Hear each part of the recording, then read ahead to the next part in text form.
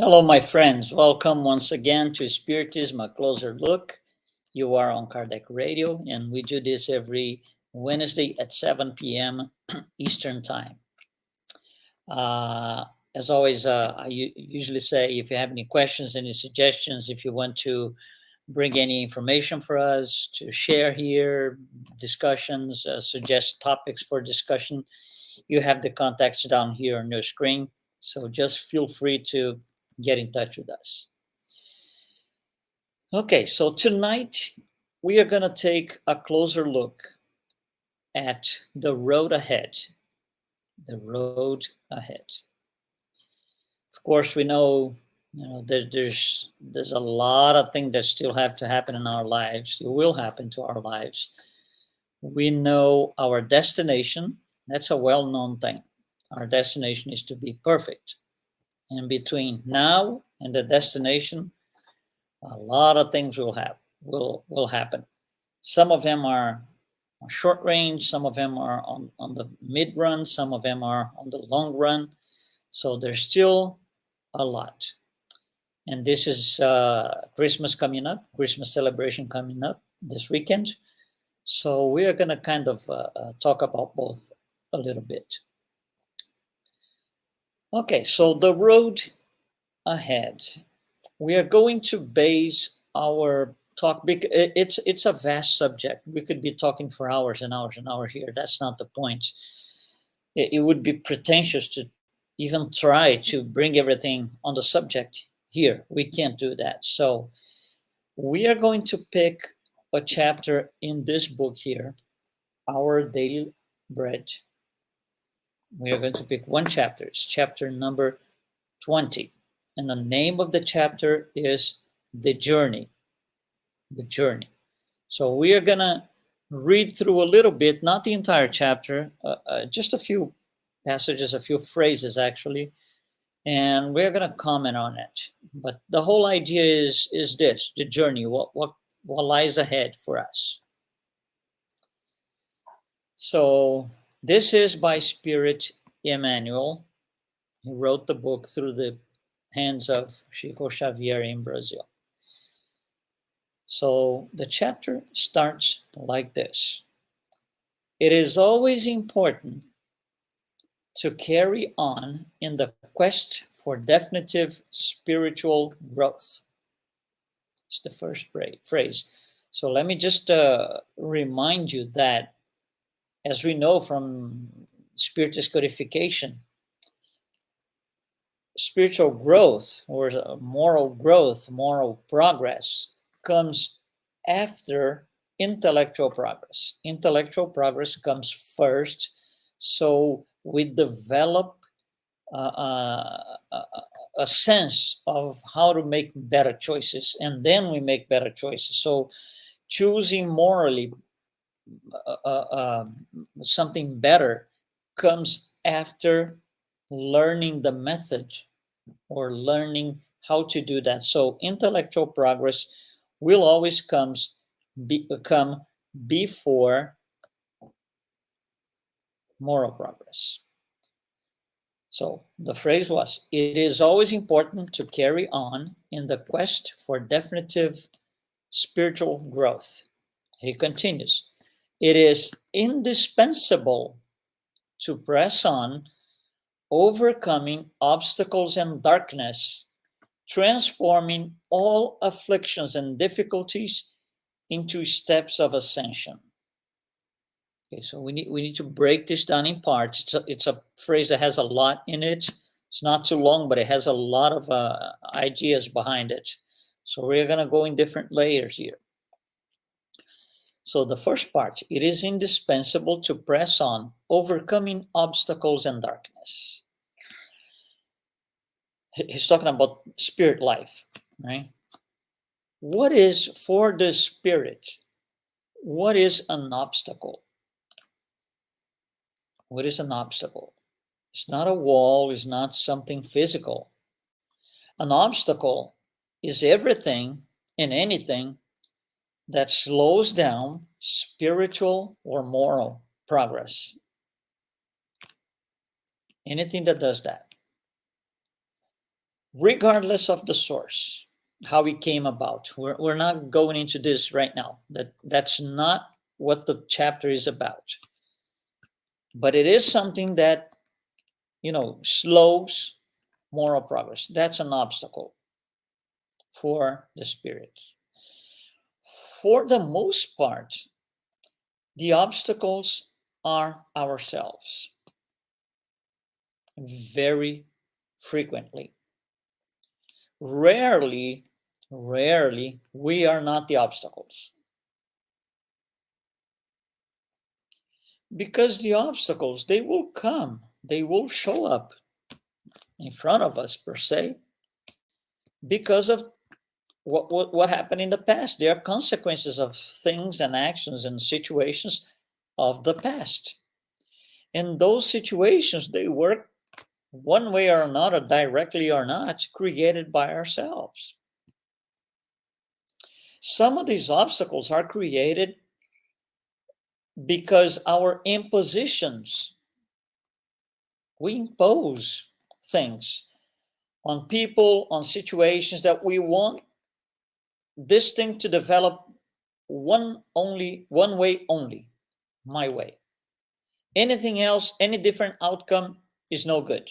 So we impose our desire to have people and situation complying to what I think it should be. That is in itself an obstacle, because it's like me saying to you, there are, let's just say, 3 ways to go from my house to the supermarket, but never use the first and the second way, only do the third way. That's the only good path to get there. So you see, there's nothing wrong with number 1 and number 2. I decided to eliminate because I want to go through number 3, and that's it. And everybody should use the same path, number 3. But that does not invalidate 1 and 2. There are still feasible paths that will take me to the supermarket.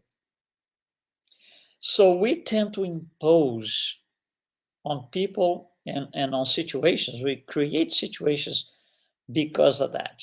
And they will show up later in our lives as obstacles. So that's what I'm saying.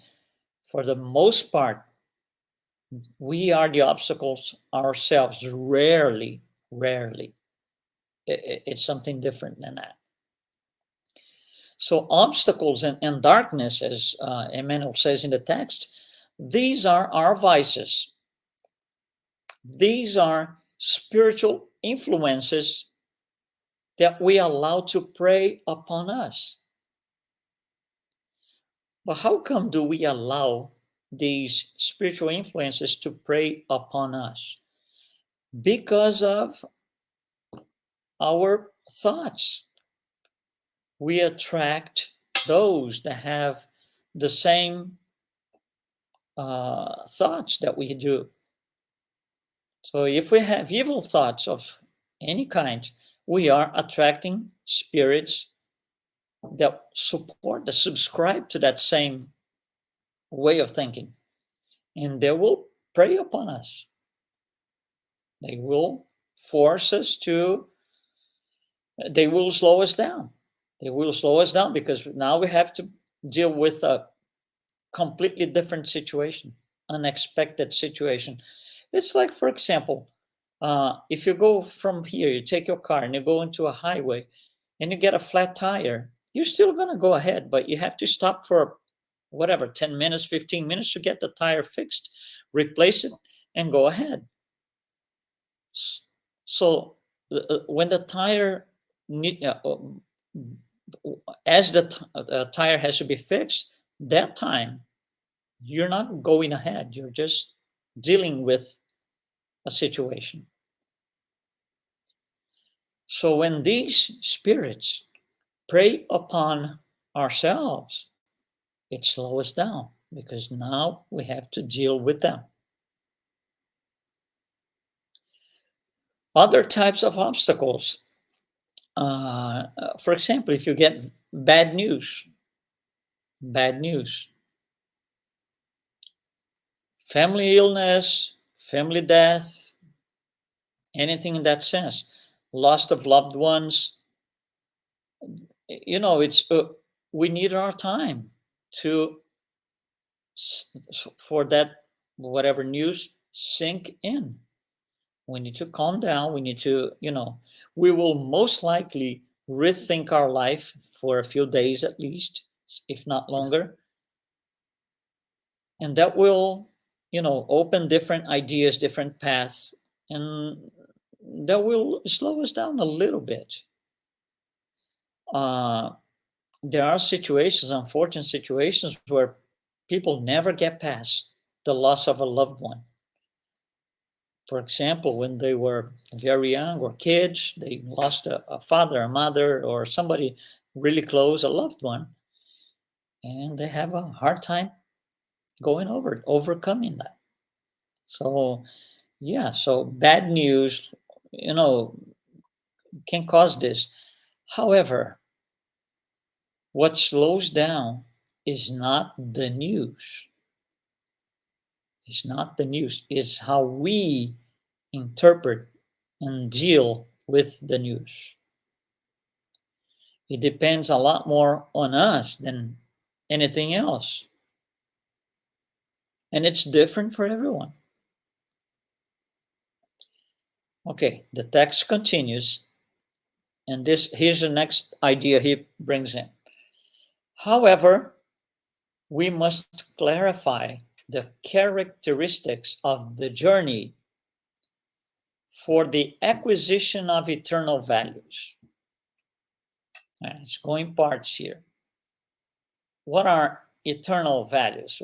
Acquisition of eternal values. Acquisition of what exactly? Nothing material is eternal. Nothing. Eternal are the attributes of the spirit, the soul. Virtues. That's what we need to acquire. Virtues. Throw out or discard, with time, of course, discard the vices and acquire. That's the acquisition of virtues. So there's a journey. That's the journey to leave, the vices behind and start acquiring new things. What new things? Eternal values, virtues. So that's the journey. So for that journey to be productive, it's necessary to pay attention to certain things, certain elements. For example, searching for your potential or potentials not necessarily includes having a vast financial wealth, not necessarily includes having a position of power. It could or could not. It's irrelevant because these are temporary situations that you deal with in the material realm. See, wealth and power are not for everyone because wealth and power, they add struggles that might not be on site for you in this life. It was not part of your programming. And suddenly you hit the lottery, for example, and you get millions of dollars, then you have to deal with that. And not necessarily it's an easy thing. For most people, it becomes a challenge. So wealth and power, for example, you will have, all of us, we will have the opportunity for mastering power and wealth. It just might not have to be in this life, right? So we have to make sure that we understand that the journey is not about being rich and controlling everybody or being power. No, it's not. Emmanuel continues. It is indispensable to press on, overcoming obstacles and darkness, transforming all afflictions and difficulties into steps of ascension. Okay, so overcoming all these obstacles that we discuss here, transforming affliction and difficulties in stepping stones. Afflictions and difficulties are nothing else than other than results of the existence of obstacles and darkness. Once they exist, because we created, we are going to go through afflictions and difficulties. There are consequences of it. And these obstacles and darkness, they generate different types of affliction and difficulties for different people. It's not the same for everyone. It's not the same for everyone. For example, loss of a loved one. It could mean one thing. For example, two people in the same family, let's just say two brothers or sisters or two siblings. The father dies. One takes in a very hard way, the other doesn't really care much.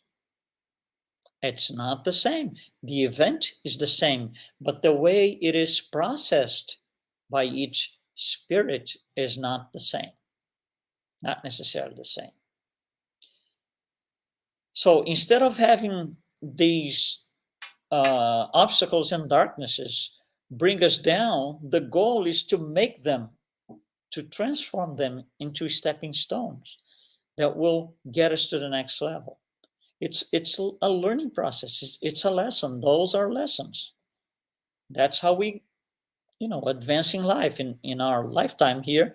That we advance a lot based on stepping stones that in the past we just thought they were problems, and not necessarily.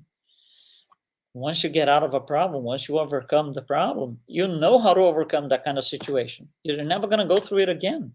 Or if you ever have to go through it again, you know how to get out because you've learned the lesson. You experience. That's your lab.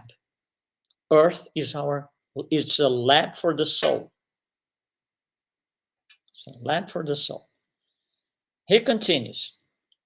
It is imperative to carry on, but the journey is the responsibility of the eternal spirit in the arena of inner acquisitions. It's imperative to carry on, meaning you can't stop progress. Can't. It will happen sooner or later. So let's make it happen sooner, right? It's a lot better. It's a lot easier. The journey, as Emmanuel says, is responsibility of the spirit. So again, this is personal. It cannot be outsourced. It cannot be outsourced. And it's something different for everyone. So it's almost like a proprietary. They're not two of the same. And here we'll conclude the message. I'm not getting the entire message of the chapter, but the most important parts. This is the last paragraph. It is important to work to know oneself, to enlighten oneself, and to listen to Christ each and every day. Listen to Christ means what he brought us, what he taught. And it continues. In order to imprint this lesson, Christ's lessons, within us, we have been born on the earth to share in its struggles and to spend its bodies. And on it, we will be reborn again. So what does it mean? We have to go to the lab to imprint the Christ's lessons by practicing it. The lab is called Earth. It's a planet, it's an orb for spirits that need to go to a lab to undergo trials and expiations. That's our lab. And it's very clear to imprint the lesson within us, not in the brain. It's not a brain thing. It's a soul thing. And he tells us we need to reborn again. We will be reborn again because it's too much to do in one lifetime. We can't. We have to do in baby steps. So we come back a little bit at a time. We are going to develop our ability to learn more about the things of the soul, a little bit more in each life, until we get to perfection, until we retain all that knowledge. So that's what the road ahead is. And of course, like the message says, we need to work on it. It cannot be outsourced. Certain things will happen faster, just maybe next month, certain things later in life, certain things on another life or other lives that will be ahead of us. And in talking to short range, this week here is a celebration week. We're celebrating several different things. Christmas for some, Hanukkah for others, New Year's for most people because of the economy is based on a Christian calendar. So it's a time for celebration. It's a time. It's the holiday, right? Party, and that's another thing. We once a year we go to these parties, right? It only happens once a year, a Christmas party. And then it's a family thing. Essentially, it's a family thing. So families got together. We have the opportunity to see people that we only see once a year, or rarely, not even once a year, because different people live in different places, countries, states, cities. So we don't have the opportunity to see all of these people in a regular basis. So we will see people that we haven't seen for a year or more. And then there's always that family member that we don't like. You say, oh, that person's gonna be there. Oh, please don't do this. Don't do that. That person is your stepping stone. That is the stepping stone right there, right there. You see, the party is not about ourselves being the center of attention, because in a way that everyone has to comply to what we desire on the party. I desire that these 3 people don't show up. No. If those 3 people are in your list, or blacklisted, if you will, right? It means you have three stepping stones in there, at least 3. Those are opportunities. Those are the family members that will make us understand that there is a struggle, and the struggle is within, is not the person. Because the person might be in the party and you are in the party. You look at the person and it triggers you something that you don't like. And the person might be not even looking at you, didn't even see you. So you see, it's an internal thing. It's a thing of the soul, like Emmanuel says. It's something within. So that is our stepping stones. These are the people we need to approach, and start with a saying hi or something. Well, we haven't seen in a little while. Oh, last time I saw you was 2 years ago, 3 years ago, or even more, whatever. They're not gonna bite. They're not gonna bite. It depends on how you approach them. Approach with your heart, not with your brain and full of strategy and all the answers, all the ifs. So if he does that, I'm going to reply this way. If this, no. This is brain. Christmas celebration has nothing to do with brain. It has to do with the heart. We are celebrating, obviously, we already know this, we hear this every year, but we are celebrating much more than the birth of a certain person, okay, which is, we don't even know what date that was. But regardless, we're celebrating the values that were brought to us by him. We are celebrating the values. We are celebrating the opportunity to be on the road ahead, seeking to align with those values. They were well established, well demonstrated and well taught by him. He brought everything to us. So now it's for us to make them stepping stones. There, nothing that he said is contrary to being on the way to perfection. Of course, at the time, a lot of people didn't understand, put him on the cross. Don't do this.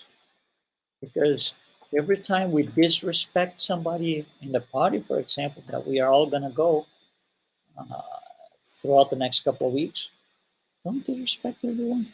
You're in the party to celebrate the values. So celebrate yourself, your accomplishments, the values that you incorporated in the past year, in the past, few months or so.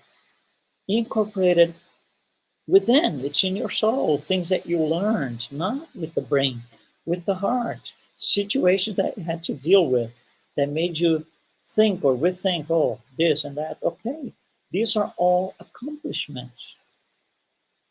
All of us, we are on our best incarnation ever. So why not celebrate if this is the best we've ever known?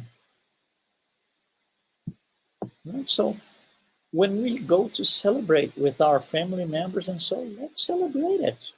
Let's celebrate it.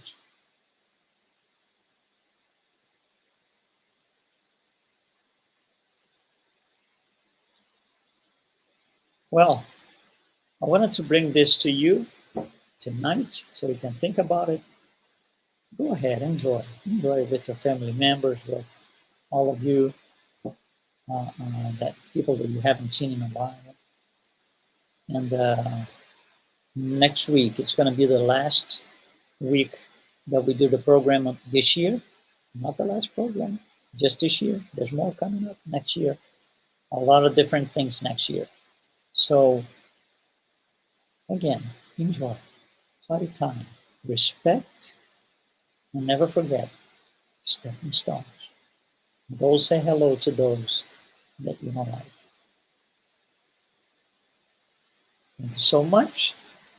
Enjoy your Christmas time, your Hanukkah, whatever